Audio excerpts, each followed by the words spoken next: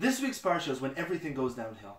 It seems kind of strange that they're leaving Har Sinai, the greatest place of learning ever in history, the greatest inspiration, the greatest revelation of God ever in history. They leave, and all of a sudden, 3 days later, everything goes downhill. They start complaining. They start listening to the Suf, those who had joined them from other nations, and they start having ta'avot, they start having desires for other things, and they start complaining about the fact that they can't have meat.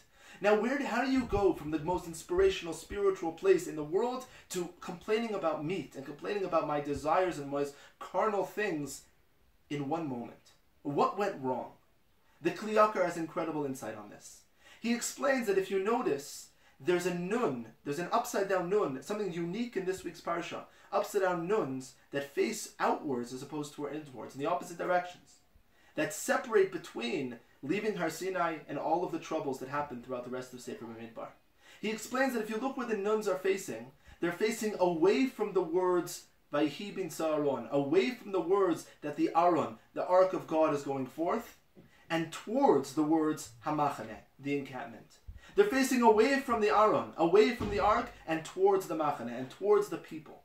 He explains that the issue with Am Yisrael was that even though they were in an inspiring place, even though they were in the most incredible yeshiva, the most incredible place of learning ever in history, they were facing towards the people around them.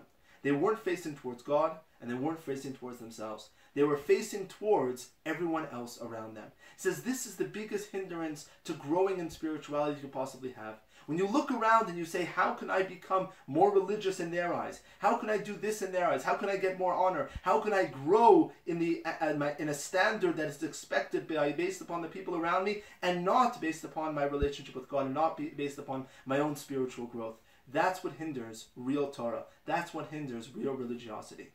And so he explains that if in Har Sinai their purpose was to look religious and look zealous and look strong in their vision of Torah towards everyone else around them, because it was a place of Torah, the moment they go into a place of regular life and they meet other people, the Suf, the people that don't necessarily have the same values of them, they do the exact same thing as they did before. They didn't change one iota.